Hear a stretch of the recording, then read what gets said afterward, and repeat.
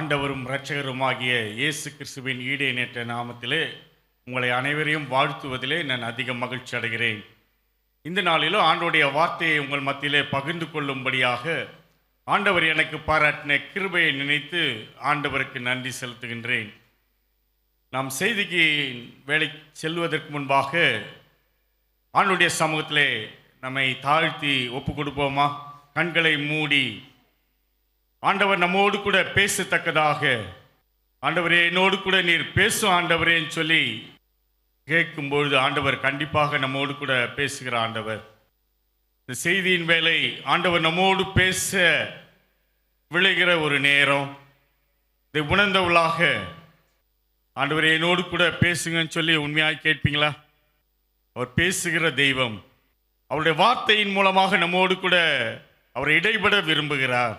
ஆண்டவரே நான் கொஞ்ச நேரம் உங்களுடைய சமூகத்தில் காத்திருக்கிறேன், என்னோடு கூட பேசுங்கன்னு சொல்லி உண்மையாக கேட்பீங்களா?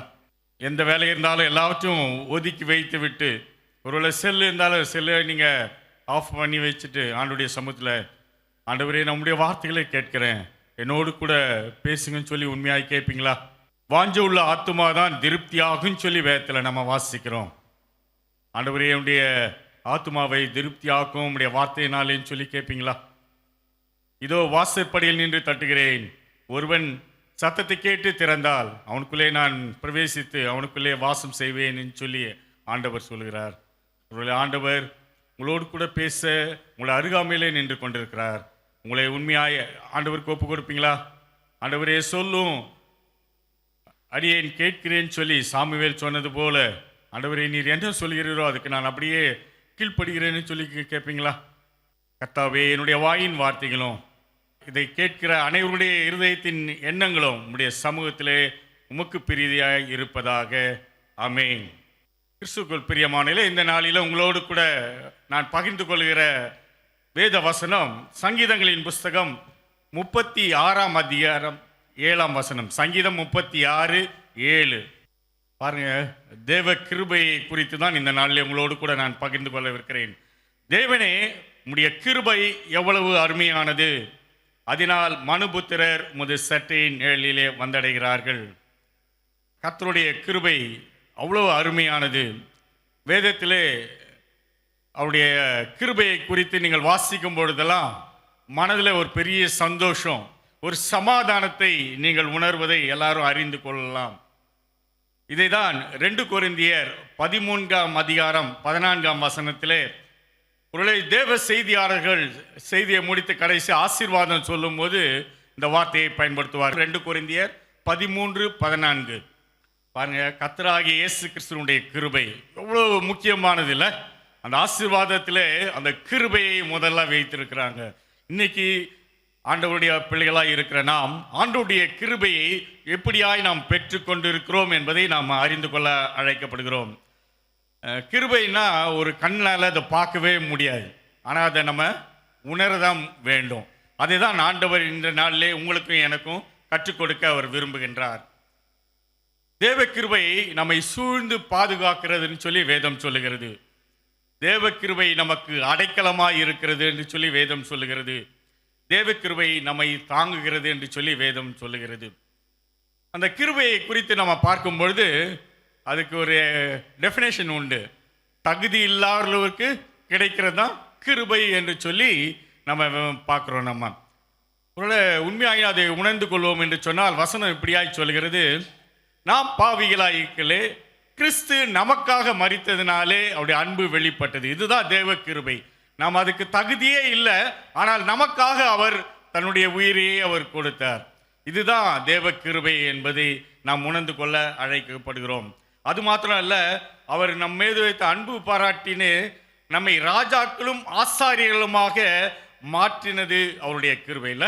ஒன்றுக்கும் உதவாத நம்மை அவருடைய பிள்ளையாய் மாற்றி ராஜாக்களும் ஆசாரியர்களுமாய் மாற்றுகிறது தேவனுடைய பெரிய கிருபை. பாருங்க, வேதத்தில் கிருபை என்ற வார்த்தை அநேக இடங்களிலே சொல்லப்பட்டிருக்கிறதை நம்ம பார்க்குறோம்.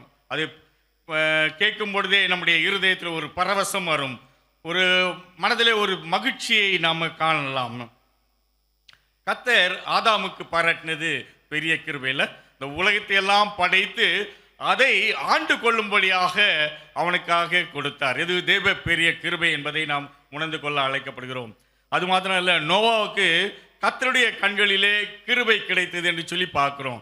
ஒருவேளை அந்த அழிவின் மத்தியிலே நோவாவின் குடும்பத்தை மாத்திரம் ஆண்டவர் தேவ கிருபையினாலே பாதுகாத்ததை நாம் அறிந்திருக்கிறோம். அதே போல லோத்து கர்த்தருடைய கண்களிலே அவர் கிருபை கிடைத்ததினாலே சோதோமின் அழிவிலிருந்து அவங்க காக்கப்பட்டதை நாம் உணர்ந்திருக்கிறோம். ஆண்டவர் பாருங்க எவ்வளோ கிருபையாய் அநேக காரியங்கள் வேதத்தில் நமக்கு சொல்லப்பட்டிருக்கிறது. ஆபிரகாமுக்கு கர்த்தர் கண்களிலே கிருபை கிடைத்தது, ஈசாக்குக்கு கிருபை கிடைத்தது, யாக்கோபுக்கு கிருபை கிடைத்தது என்று சொல்லி நாம பார்க்கிறோம். சங்கீதம் புஸ்தகம் 103 அதிகாரம் 11 வசனத்திலே தாவீது பக்தன் இப்படியா எழுதுகிறான். சங்கீதம் 103:11. பாருங்களேன், பூமிக்கும் வானம் எவ்வளவு உயரமாக இருக்கிறதோ அவருக்கு பயப்படுவதன் மேல் அவருடைய கிருபையும் அவ்வளவு பெரிதாக இருக்குது. எவ்வளோ அந்த கிருபை அளவை பாருங்க. பூமிக்கும் வானத்துக்கும் இப்போ எத்தனையோ கிலோமீட்டர், லட்சக்கணக்கான கிலோமீட்டர்னு சொல்லி விஞ்ஞானிகள்லாம் சொல்றாங்க. ஆண்டுடைய கிருபை அவ்வளவு பெரியதுன்னு சொல்லி சங்கீதக்காரன் அதை உணர்ந்து சொல்கிறான். அப்படிப்பட்ட அந்த கிருபையை நீங்களும் நானும் பெற்றிருக்கிறோமான்னு சொல்லி யோசித்து பார்க்க அழைக்கப்படுகிறோம். அதே போல 103 சங்கீதம் 8 வசனம், கர்த்தர் உருக்கமும் இரக்கமும் நீடிய சாந்தமும் மிகுந்த கிருபையுள்ளவர் அப்படின்னு சொல்லி எழுதப்பட்டிருக்கிறது. பாருங்க, மிகுந்த சொல்லும் போது மட்டும் அது ஒரு தனி ஸ்பெஷல் அடமொழி இல்லை, மிகுந்த கிருபை உள்ளவர். ஆண்டவர் அந்த கிருபையை அவ்வளவாய் உங்களுக்கும் எனக்கும் கொடுக்க அவர் வாஞ்ச உள்ளவராய் இருக்கிறார். எத்தனையோ கோடி மக்கள் மெய் தேவனை அறிந்து கொள்ளாத சூழ்நிலையிலே ஆண்டவர் உங்களுக்கும் எனக்கும் மெய் தேவனாகி ஆண்டவரை அறிந்து கொள்கிற பெரிய பாக்கியத்தை தந்திருக்கிறார்ல, அது ஒரு தேவ கிருபை தான். ஒரு இடத்துல நடந்த ஒரு சம்பவத்தை உங்களோடு கூட நான் பகிர்ந்து கொள்ள விரும்புகிறேன். ஒரு வாலிபன் தம்பி இருந்தான். அந்த வாலிப தம்பி ஒரு கடற்கொள்ளை அவருடைய கும்பலிலே போய் அவர் சேர்ந்து கொண்டான். சேர்ந்து கொண்டதினாலே நிறைய கொள்ளைகள் அடிப்பது, அதன் மூலமாக வருகிற பணத்தை வீணான வழியிலே அல்லது தவறான வழியிலே அவன் செய்து வாழ்ந்து கொண்டிருந்தான். நாட்கள் கடந்தன, ரொம்ப நாள் ஆயிடுச்சு. தன்னுடைய ஊருக்கு திரும்பி வரலாம் என்று சொல்லி அவன் கடலிலே திருப்பி பிரயாணப்பட்டு கப்பலிலே வந்து கொண்டிருந்தான். ஆனால் அவன் வந்து கொண்டிருக்கிற வேளையிலே திடீரென்று ஒரு புயல் காற்று அதிகமாக வீசினது. அந்த கப்பல் முழுகிற சூழ்நிலை வந்தது. மாலுமி சொல்லிட்டார், எல்லாரும் எப்படியா தப்பிச்சுங்க, இருக்கிற பொருள்லாம் வெளியே தூக்கி போட்டாங்க, யார் தப்பிச்சு நீந்த முடியுமோ நீந்து தப்பித்து கொள்ளுங்கள் அப்படின்னு சொல்லி. இவனுக்கு ஒரே பயம் வந்துடுச்சு. இது வரைக்கும் அவன் பயத்தை அறியாதவன், தான் மாண்டு விட போகிறோமோ என்று சொல்லி அவனுக்குள்ளாக ஒரு பெரிய பயம் வந்து விட்டது. உடனே என்ன சொன்னா, என்ன பண்ணுறதுன்னு அப்படி அங்கங்கே ஓடி இருக்கும்போது திடீர்னு ஒருவரை பார்க்கிறான்.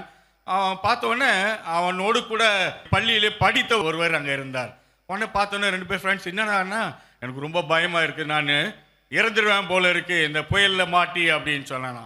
அப்போது அந்த கூட இருந்த அந்த வாலிபன் சொன்னானா, நீ அதை பற்றி கவலைப்படாத, எங்கள் அம்மா எனக்கு சின்ன வயசுல ஒன்று சொல்லியிருக்காங்க, தேவனுடைய கிருபை நம்மை தாங்குகிறது அப்படின்னு சொல்லி.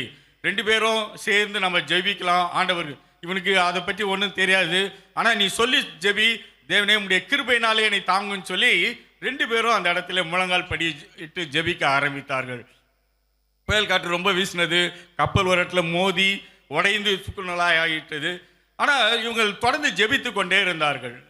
கொஞ்ச நேரம் கழிச்சு இவங்க ஜெபிக்கிறதுனால அவங்களுக்கு என்ன நடந்துச்சுனே தெரியல. கொஞ்ச நேரம் கண்ணு முழிச்சு பார்க்குறாங்க, கடல் அமைதியாக இருக்கிறது. உங்களுக்கு பயங்கர ஆச்சரியம், என்னடா ஆயிடுச்சு, நம்ம இன்னும் உயிரோடு இருக்கிறோமே அப்படின்னு சொல்லி யோசித்தார்கள்.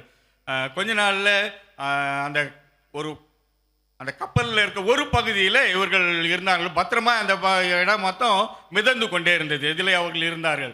உடனே அந்த மீட்பு குழுவினர் வந்தாங்க. இவங்களை மீட்டு அவருடைய கரைக்கு சென்றார்கள். அவருடைய தங்களுடைய ஊருக்கு அவர்கள் சென்று விட்டார்கள். அப்பொழுது அந்த கடற்கொள்ளைன்னு சொன்னால், ஆண்டவர், நான் ஒரு பாவி, நான் கடல் கொள்ளையில் ஈடுபட்டவன், நான் என் மேலே ஆண்டவர் இப்படிப்பட்ட இரக்கம் செய்வாரா, இதுதான் தேவ கிருபை என்று சொல்லி அவன் சொல்லி ஆண்டவரின் அவருடைய கிருபையை நினைத்து டெய்லி அவன் அப்படியே அழுது ஜோப்பனான், ஆண்டவரே என் மேலேயே இவ்வளோ கிருபை வைத்தீர் அப்படின்னு சொல்லி. அப்போ ஆண்டவர் அவனுக்கு ஒரு பாடலை கொடுத்தாராம். ஆச்சரியமான கிருபை ஏழை பாவியாக என்னை சந்தித்தது என்ற அருமையான ஒரு பாடல், ரொம்ப ஹீட்டான பாடல் அது. அந்த பாடலை ஆண்டவர் அவனுக்கு எழுத சொன்னார். அதன் மூலமாக இந்த பாடினான். அவன் பின்னாலே ஒரு பெரிய ஊழியக்காரராக மாறினான். கிறிஸ்துக்குள் பிரியமானவர்களே, ஆண்டவருடைய கிருபை எவ்வளவு பெரியது பார்த்தீங்களா? எப்பேற்பட்ட பிள்ளையும் மனதையும் மாற்ற அவர் வல்லமையுள்ள தேவன். எப்பேற்பட்ட சூழ்நிலையில் இருந்த பிள்ளைகளையும் தேவ கிருபை அவளை தாங்கும் என்பதை ஒரு இந்த நிகழ்ச்சி மூலமாக நாம் அறிந்து கொள்கிறோம். கிறிஸ்துக்குள் பிரியமானவர்களே, தேவ கிருபையை குறித்து நீங்கள் தேவ கிருபையை பெற்றிருக்கிறீர்களா?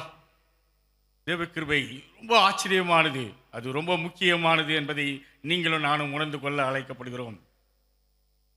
ஒரு முறை மூடி என்ற பக்தர் அவர் கிருபையை குறித்து தியானித்துக் கொண்டிருந்தாராம்.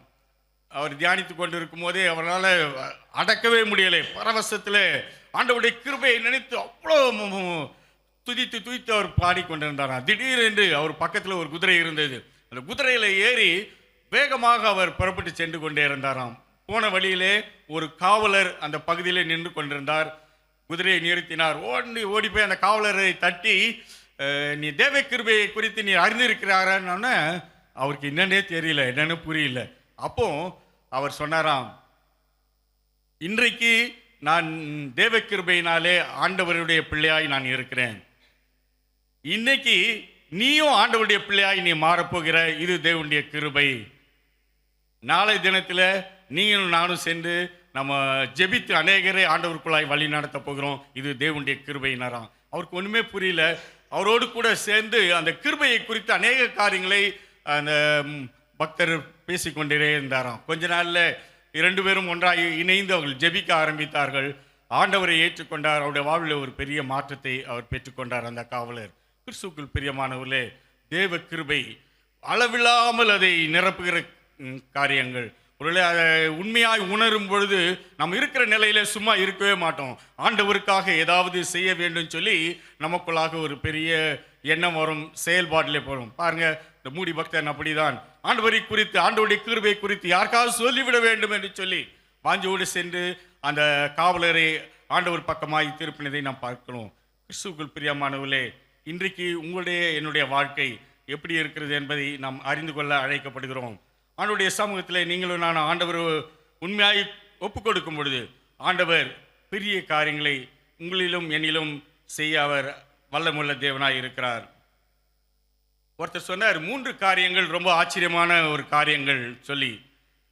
முதலாவது, பரலோகத்துக்கு நம்ம செல்லும் பொழுது 3 ஆச்சரியமான காரியங்கள் அந்த இடத்துல நீங்களும் நானும் பார்ப்போம் அப்படின்னு சொல்லி.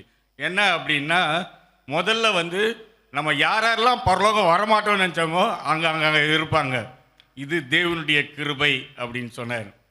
2வது, யாரெல்லாம் வருவாங்கன்னு நினச்சாங்களோ அவங்களாம் அங்கே இருக்க மாட்டாங்க, அவங்க தேவனுடைய கிருபையை இழந்து விட்டார்கள் என்று அர்த்தம். 3வது, நான் அங்கே இருப்பது தேவனுடைய கிருபை. இது ஒரு பக்தனுடைய அனுபவத்திலிருந்து அது சொல்லுகிறார். உங்களுடைய தேவனுடைய கிருபை இல்லாமல் நீங்களும் நானும் ஆண்டோடைய சமூகத்தில் நிற்கவே முடியாது. பாருங்க, ஒருவேளை கிறிஸ்துவுக்குள் பிரியமானவர்களே, தேவனுடைய கிருபையை நீங்களும் நானும் எவ்வளவாய் நம்ம பெற்றிருக்கிறோம் என்பதை அறிந்து கொள்ள நம்ம அழைக்கப்படுகிறோம். இங்கிலாந்து தேசத்திலே ஜான் செல்டன் என்ற ஒரு பிஷப் இருந்தார். அவர் அதிகமாக படித்தவர், நல்ல ஒரு செல்வந்தர். கிட்டத்தட்ட 8000 புத்தகங்கள் அவர் எழுதியிருக்கிறார். அவ்வளோ புத்தகங்கள் எழுதி நல்ல நாலேஜபிள் பர்சன். அவர் ஆண்டவரை குறித்து அவர் சொல்லும் பொழுது, எனக்கு பிடித்த எல்லா இதுலேயும் வார்த்தை எது ரொம்ப பிடிச்சதுன்னா தேவ கிருபை தான். அந்த தேவ கிருபையை குறித்து நான் எப்போதெல்லாம் நான் பேசுகிறேனோ அப்போல்லாம் என் உள்ளத்துக்குள்ள ஒரு பெரிய பரவசம் அடையும் சொல்லி அவர் எழுதுகிறார். ஒருவேளை கிறிஸ்துவுக்குள் பிரியமானவர்களே, தேவ கிருபை ரொம்ப ரொம்ப முக்கியமான காரியம். உங்களுடைய வாழ்க்கையில் அந்த கிருபையை நீங்கள் பெற்றிருக்கிறீங்களா? முக்கியமாக அந்த கிருபையை இழந்து விடாதபடிக்கு நம்ம ஜாக்கிரதையாக இருக்க வேண்டும். ஆண்டவர் எல்லாருக்கும் அந்த கிருபையை தந்திருக்கிறார். அநேகர் அதை நிர்விசாரமாக, அதை குறித்து அலட்சணமாக இருந்து கொண்டிருக்கிறார்கள். ஆனால் தேவ கிருபை உங்களை என்னையும் தாங்கிறது என்பதை நீங்கள் நானும் அறிந்து கொள்ள அழைக்கப்படுகிறோம். 2 பேதுரு 3:18 2 பேதுரு 3:18 நம்முடைய கர்த்தரும் இரட்சகருமாகிய இயேசு கிறிஸ்துவின் கிருபையிலும் அவரை அறிகிற அறிவிலும் வளருங்கள் என்று சொல்லி பேதுரு ஆலோசனையாக அவர் சொல்கிறதை பார்க்கிறோம். ஆமாம், ஆண்டவருடைய அந்த கிருபையிலே நீங்களும் நானும் பெருக வேண்டும் என்று சொல்லி ஆலோசனையாய் சொல்லுகிறார். நம்ம அந்த கிருபையிலே வளர வேண்டும், கிருபையிலே பலன் கொள்ள வேண்டும், கிருபையிலே ஸ்திரப்பட வேண்டும் என்று சொல்லி பேதுரு நமக்கு எழுதுகிறதை நம்ம பார்க்கிறோம். கிறிஸ்துவுக்குள் பிரியமானவர்களே, இந்த கிருபை அளவில்லாமல் நம்ம எப்படி பெற்றுக்கொள்ளலாம், தேவ கிருபையிலே எப்படி நாம் நிலைத்திருக்கலாம் சொல்லி 4 காரியங்களை உங்களோடு கூட நான் பகிர்ந்து கொள்ள நான் விரும்புகிறேன். முதல்ல, அதிகாலையிலே கிருபை. புலம்பல் 3:23 அவைகள் காலைதோறும் புதியவைகள், உமது உண்மை பெரிதாய் இருக்கிறது. பாருங்க, அதிகாலை வேளையில நம்ம கிருபையை ஆண்டவர் தருகிறான்னு சொல்லி வேதவசனம் திட்டமாய் சொல்லுகிறது. யாரெல்லாம் ஆண்டவருடைய சமூகத்தை அதிகாலை வேளையில் அவரை தேடுகிறார்களோ அவருடைய வாழ்க்கையிலே ஆண்டவர் புதிய கிருபையிலே அந்த நாளுக்குரிய கிருபையிலே அவர் தருகிறான்னு சொல்லி நம்ம வேதத்தில் வாசிக்கிறோம். அது உண்மையான காரியம். அதை அனுபவித்தவர்கள் அநேகம். ஒருவேளை நம்ம வேதத்திலே அப்படிப்பட்ட காரியங்கள் அநேக காரியங்களை நம்ம பார்த்திருக்கிறோம். ஒவ்வொரு நாளும் தேவன் நமக்கு புதிய கிருபையை தருகிறார். புதிய நாளை சந்திப்பதற்கான, புதிய நாளிலே பிரச்சனைகளை மேற்கொள்வதற்கான, புதிய நாளை வெற்றியோடு முடிப்பதற்காக ஒவ்வொரு நாளும் புதிய கிருபைகளை ஆண்டவர் தருகிறார்னு சொல்லி நம்ம வேதத்தில் வாசிக்கிறோம். ஒரு கிறிஸ்துவுக்குள் பிரியமானவர்களே, உங்களுக்கு அந்த அதிகாலையில் ஆண்டவரை தேடி அந்த தேவ கிருபையை பெற்ற அனுபவம் உண்டா? அது இல்லைன்னா நீங்களும் நானும் அந்த ஒரு நாளை நம்ம கழிப்பது ரொம்ப கடினமான காரியமாக இருக்கும். யாரெல்லாம் ஆண்டவருடைய சமூகத்தில் அதிகாலை வேளையில் அவரை தேடுகிறார்களோ அந்த நாளுக்குரிய தேவ கிருபை கண்டிப்பாக தரும். வேதம் திட்டமாய் சொல்லுகிற ஒரு காரியம். சங்கீதம் 90:14. சங்கீதம் 90:14. காலையிலே எங்களை உமது கிருபையால் திருப்தியாகும் சொல்லி மோசே தன்னுடைய அனுபவத்திலிருந்து அதை எழுதுகிறார். நம்ம ஒரு அதிகாலையில் கிடைக்கிற அந்த கிருபை அந்த நாள் முழுவதும் நமக்கு போதுமானதாக இருக்கும். ஒருவேளை அதிகாலையில் நீங்களும் நானும் தேடலைன்னா அன்னைக்கு அந்த கிருபை உங்களுக்கு எனக்கு கொடுக்கப்பட மாட்டாது. நம்ம கடினப்பட வேண்டியதாக இருக்கும். ஒருவேளை கிறிஸ்துக்குள் பிரியமானவர்களே, இதை இந்த நாளில் ஆண்டவர் உங்களோடு கூட பேசுகிற காரியம். அதிகாலையிலே ஆண்டவரை தேடுகிறீர்களா? ஒருவேளை தேடுவீங்கன்னா ரொம்ப மகிழ்ச்சி. ஆண்டவர் கண்டிப்பாக தம்முடைய வார்த்தையின்படியே உங்களை கிருபையினால் நடத்துவார். ஒரு வேளை தேடலைன்னா இன்னிலிருந்தாவது நீங்கள் ஒப்பு கொடுங்க. ஆண்டவரே, நான் காலையில் எழுந்து உங்களுடைய சமூகத்தில் நான் காத்திருப்பேன், உங்களுடைய கிருபைக்காய் காத்திருப்பேன் ஆண்டவரேன்னு சொல்லி உண்மையாய் நீங்கள் அந்த காரியங்களை செய்வீங்கன்னு சொன்னால் ஆண்டவர் பெரிய காரியங்களை செய்வார். ஒருவேளை நீங்கள் பழைய ஏற்பாட்டின் காலத்திலே இஸ்ரவேல் மக்களுக்கு வனாந்தரத்திலே மன்னாவை பொழிந்து ஆண்டவர் அந்த நாளுக்கு முடிய எல்லா தேவைகளையும் அவர் சந்தித்ததை நம்ம பார்க்குறோம். ஆனால் புதிய ஏற்பாட்டின் காலத்தில் விசுவாசிகளுக்கு நமக்கு தமது கிருபை அதிகாலை வேளையில் மன்னாவாக பொழிகிறார். நீங்கள் அதிகாலை வேளையில் ஆண்டவருடைய சமூகத்தில் காத்திருக்கும் போது அந்த நாளுக்குரிய எல்லா தேவைகளையும் ஆண்டவர் சந்திப்பார். அன்னைக்கு பழைய ஏற்பாட்டு காலம் மன்னாவை கொண்டு வெறும் உணவை தான் சந்தித்தார். ஆனால் இன்றைக்கு ஆண்டவருடைய வார்த்தை அதிகாலை வேளையிலே நீங்கள் காத்திருக்கும் பொழுது ஆண்டவர் அந்த கிருபையினாலே அந்த நாளுக்குரிய எல்லா தேவைகளையும் ஆண்டவர் சந்திக்க வல்லமுள்ளவராய் இருக்கிறார். இதுதான் தாவீது ராஜா தன்னுடைய அனுபவத்திலிருந்து சங்கீதம் 143:8. சங்கீதம் 143:8. தாவீது ராஜா தன்னுடைய கிருபையை அனுதினமும் எப்படியாய் பெற்றுக்கொண்டார்னு சொல்லி அதில் வாசிக்கிறோம். அதிகாலையிலே நம்முடைய கிருபையை கேட்க பண்ணும். நிறைய வசனம் இருக்குது, ஆனால் நம்ம தான் செய்கிறது கிடையாது. இல்லை, அதிகாலையில் ஆண்டவரை நோக்கி நம்ம விண்ணப்பம் செய்யும் பொழுது அது சங்கீதக்காரன் தன்னுடைய அனுபவத்திலிருந்து எழுதுகிறார். அதிகாலை வேளையில் அதனால தான் தாவீது ராஜா அவ்வளோ காரியங்களை ஆண்டவருக்கு என்று செய்து அந்த சங்கீதங்கள் புத்தகங்களை எழுதுவதற்கு ஆண்டவர் கிருபை செய்தார். கிறிஸ்துக்குள் பிரியமானவர்களே, இன்னைக்கு நீங்களும் நானும் ஆண்டவருடைய சமூகத்தில் அதிகாலை வேளையில் அவரை தேடுகிறவர்களாக இருக்கிறோமா? எல்லாவற்றுக்கும் மேலாக நமக்கு ரோல் மாடலே இயேசு கிறிஸ்து தான். என்ன பண்ணார்? அதிகாலை வேளையில் வனாந்தரமான இடத்துக்கு போவார், அவர் மலைக்கு போயிடுவார், அங்கே போய் அவர் ஜெபம் பண்ணுவார். ஒருவேளை இயேசு கிறிஸ்து தான் நமக்கு முழுமையான ரோல் மாடலே. அவர் தான் நம் முன்மாதிரியாய் நமக்கு நடந்து போனார். நான் உங்களுக்கு என்று இவையெல்லாம் நடப்பித்து முன்மாதிரியை காண்பித்து போனேன் அப்படின்னு சொல்லி வேதவசனம் திட்டமாய் அதில் சொல்கிறது. ஒருவேளை கிறிஸ்துவின் பிள்ளைகளாக இருக்கிற நாம் அவருடைய அடிச்சுவடைகளை பின்பற்றுகிறோமா? அதிகாலை வேளையில் என்னை தேடுகிறவன் என்னை கண்டடைவான்னு சொல்லி வேதத்தில் வாசிக்கிறோம். ஒருவேளை ஆண்டுடைய கிருபையை பெற்றுக்கொள்ளத்தக்கதாக அதிகாலை வேளையில் ஆண்டுடைய சமூகத்தில் தேடுவர்களாய் நம்ம காணப்படுகிறோமா? அப்படி காணப்படுவீங்கன்னு சொன்னால் உண்மையான தேவ கிருபையை நீங்களும் நானும் பெற்றுக்கொள்ள முடியும். ரெண்டாவது காரியம், அவர் தாழ்மை உள்ளவருக்கு கிருபை அளிக்கிறார். நீதிமொழிகள் 3:34. நீதிமொழிகள் 3:34. தாழ்மை உள்ளவர்களுக்கோ அவர் கிருபை அளிக்கிறார். தாழ்மை உள்ளவருக்கு தேவன் கிருபை அளிக்கிறார் என்ற சத்தியத்தை நீங்களும் நானும் அறிந்து கொள்ள அழைக்கப்படுகிறோம். ரொம்ப ரொம்ப முக்கியம். ஆண்டவருடைய பிள்ளைகளுக்கு தாழ்மை முக்கியம். இயேசு கிறிஸ்துவை பாருங்களேன், அவர் எப்பேற்பட்ட மனிதன், தேவனுடைய குமாரனா இந்த உலகத்தில் வந்தார். ஆனால் அவர் தாழ்மையை தரித்து இந்த உலகத்தில் மனித உருவானார்னு சொல்லி வேதவசனம் சொல்கிறது. அவரை அடிக்க முடியாத சிலுவையிலே கொண்டு போகிறாங்க, அப்படியும் தாழ்மை உள்ளவராய் இருக்கிறார். அடிக்கப்படுகிற ஆட்டுக்குட்டியை போல ஒன்றும் பேசாமல் இருந்தார்னு சொல்லி நம்ம பார்க்குறோம். உள்ள கிறிஸ்துக்குள் பிரியமானவர்களே, நம்முடைய அந்த தாழ்மை இருக்கிறதா? அந்த தாழ்மையை உங்களிடத்தில் என்னிடத்தில் அவர் அதிகமாக எழுதி பார்க்கிறார். ஒரு முறை தேவாலயத்தில் ஜெபிக்கும்படியாக பரிசேயனும் ஆயக்காரனும் போனதை நம்ம நல்லா அறிந்திருக்கோம்ல. பரிசேயன் போய் தன்னுடைய எல்லா பெருமைகளையும் சொல்லி ஆண்டவரிடத்தில் ஜெபம் பண்ணுறான். ஆனால் ஆயக்காரனை பாருங்களேன், அவனுடைய கண்களை கூட ஆண்டவருக்கு முன்பாக ஏறெடுக்க துணியாமல் தன் மார்பிலே அடித்து கொண்டு, ஆண்டவரே பாவியாக என் மேல் கிருபையாயிரும், அவன் அல்ல இவனே நீதிமானாக்கப்பட்டவனாய் திரும்பி போனான்னு சொல்லி வேதத்தில் வாசிக்கிறோம். இது உங்களுக்கும் எனக்கும் ஆண்டவர் கற்றுக் கொடுக்கிற காரியம். தாழ்மை உள்ளவருக்கு அவர் கிருபை அளிக்கிறான்னு சொல்லி நம்ம அப்படி தாழ்மை உள்ளவர்களாக இருக்கிறோமா? கொஞ்சம் அப்படி நல்ல பதவி இல்லாட்டி பணம் எல்லாம் வந்துட்டா நம்மளை கையிலே பிடிக்க முடியாதுல்ல. எல்லாரும் காட்டிலும் நான் தான் எல்லாம்னு சொல்லி நிற்கிறோம். இல்லை, ஆண்டவருடைய பார்வையில் ஆண்டவருக்கு சமூகத்தில் நீங்களும் நானும் எப்போதெல்லாம் தாழ்மை உள்ளவர்களாக இருக்கிறாரோ அப்போ தான் ஆண்டவருடைய கிருபையை நீங்களும் நானும் பெற்றுக்கொள்ள முடியும். ஆறு வருங்களேன், தண்ணி ஓடும்போது அது தாழ்வான இடத்தை நோக்கி தான் அது போகும். அது மேட்டில் மேலே ஏறியெல்லாம் போகாது. இன்றைக்கி ஆண்டவருடைய கிருபை உங்களுக்கு எனக்கு வேணும்னா உங்களுக்கு எனக்கும் நம்ம அந்த தாழ்மையை தரித்து கொள்ள நம்ம அழைக்கப்படுகிறோம்.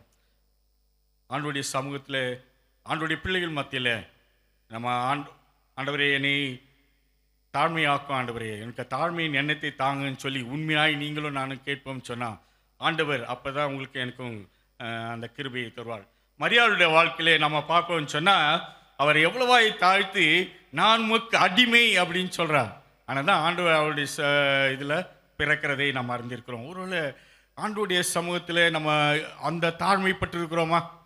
ஒருவேளை நம்ம இருக்கிற இடங்கள், ஒருவேளை சர்ச்சாக இருக்கலாம், நம்ம வேலை செய்கிற இடமா இருக்கலாம், நம்முடைய காரியங்கள் எப்படி இருக்கிறது? ஆண்டவருடைய பார்வையில் ஆண்டவர் தான் என்னை இதில் உயர்த்தி வைத்திருக்கிறார், ஆண்டவர் தான் இந்த பதவியை எனக்கு கொடுத்திருக்கிறார், இந்த காரியங்களை செய்திருக்கிறார், நான் தாழ்மையாய் இருப்பேன் என்று சொல்லி உண்மையாய் இருக்கிறவளை தான் ஆண்டவர் கிருபை சூழ்ந்து கொள்ளும். கிறிஸ்துக்குள் பிரியமானவர்களே, அந்த தாழ்மையை தான் உங்களிடத்தில் என்னிடத்தில் ஆண்டவர் அதிகமாய் எதிர்பார்க்கிறார். அதுக்கு உதாரணமாக நம்ம பவுல் சொல்லலாம்ல. பவுல் நல்ல கற்றறிந்தவன், எல்லா விதமான திறமையும் உள்ளவன். ஆனால் ஆண்டவருடைய சமூகத்தில் வரும்போது எல்லாவற்றையும் நஷ்டமும் குப்பையுமா எண்ணுகிறேன் அப்படின்னு சொல்லி சொல்லுவார். நான் நினச்சேன், உண்மையாக அவர் அப்படி தாழ்மைப்பட்டதுனால்தான் ஆண்டவர் இவ்வளோ புத்தகங்களை வேதத்தில் அவரை எழுத வைத்திருக்கிறார். இன்னைக்கு பவுலை நம்ம அநேகருக்கு ஒரு உதாரணமாக சொல்வதற்கு காரணம் அவர் ஆண்டவருடைய சமூகத்தில் தன்னை அவ்வளவாய் தாழ்த்திருக்கிறார். எல்லாம் இருந்தும் நான் ஒன்றுமில்லை ஆண்டவரே அப்படின்னு சொல்லி தன்னை தாழ்த்துக்கிறார். இன்னைக்கு கிறிஸ்துக்குள் பிரியமானவர்களே, ஆண்டவருடைய பிள்ளைகளாய் வாழ்கிற நாம் ஆண்டவருடைய சமூகத்தில் ஆண்டவரே நான் ஒன்றுமில்லை ஆண்டவரேன்னு சொல்லி நீங்கள் உண்மையாகி தாழ்த்தும் பொழுது ஆண்டவர் உங்களை உயர்த்துவார். எனக்கு தெரியும், ஒரு சில 10 ஆண்டுகளுக்கு முன்பாக எங்களுடைய ஆலயத்தில் ஒருவர் பேச வந்தார். அவர் சொன்னார், நான் கழுதை என்னை பயன்படுத்த ஆண்டவரேன்னு சொன்னார். உண்மையாக அன்றைக்கி அவருடைய வார்த்தைகள் எல்லாம் என்னோடு கூட பேசினது. உண்மை. நம்ம நினச்சிடும் கொஞ்சம் நல்லா பிரசங்கம் பண்ணான்னு சொன்னேன், ஏதோ நான் சொல்லி அவ்வளோ பேர் கேட்குறாங்க அப்படின்னு நினச்சிடும். ஒன்றும் இல்லை, ஆண்டவர் செய்யலைன்னா ஒன்றுமே நடக்காது. இன்றைக்கி நான் பிரசங்கம் பண்ணுகிறேன், ஆண்டவர் கிரியை செய்யலைன்னா ஒருத்தருக்கு அது பிரயோஜனமே படாது. ஆனால் ஆண்டவர் கிரியை செய்தார்னா ஆண்டவர் யார் யாரை மூலமாய் பேசணும்னு சொல்லி, யார் யார் கூடலாம் பேசணும்னு சொல்லி இன்னைக்கு நினைத்தாரோ அவ்வளோ பேர் கூடயும் அவர் பேசுவார். ஏன்னா நம்முடைய ஆண்டவர் கிருபை உள்ள ஆண்டவர், தன்னை தாழ்த்துகிற உயர்த்துகிற ஆண்டவர். மூன்றாவது காரியம், அவர் காத்திருப்பவருக்கு கிருபை அளிக்கிறார். சங்கீதம் 33:18-19. சங்கீதம் 33:18-19 பாருங்க. ஆண்டவருக்கு காத்திருப்பவர் எப்படி இருக்காங்கன்னா, தமக்கு பயந்து தமது கிருபைக்கு காத்திருக்கிறவரின் ஆத்துமாக்கள் மரணத்துக்கு விலக்கி விடுகிறார்னு சொல்லி பார்க்குறோம். இவ்வளோ ஆண்டவருக்காக காத்திருக்கிற அந்த கிருபையை பெற்றுக்கொள்கிற அந்த காத்திருக்கிற அந்த காத்திருப்பு நீங்கள் பெற்றிருக்கீங்களா? இன்றைக்கி எல்லாத்துக்குமே இன்ஸ்டண்ட்டாக நடக்கணும்னு சொல்லி நினைக்கிற காலத்தில் நம்ம வாழ்ந்து கொண்டிருக்கோம். இப்போ மாத்திரை போட்டால் மத்தியானமே சரியாயிடும். எனக்கு என்ன வியாதியாக இருந்தாலும் அதுக்கேற்ற மாதிரி டாக்டர்ஸ் என்ன பண்ணாங்க, நல்ல டோசேஜை ஜாஸ்தியாக கொடுத்துருவாங்க. அது வேறு ஏதோ சைடு எஃபெக்ட்ஸ்லாம் வந்துடும். இன்றைக்கி அப்படி தான் நம்ம வந்திருக்கோம். அந்த காத்திருக்கிற அனுபவம் இல்லை.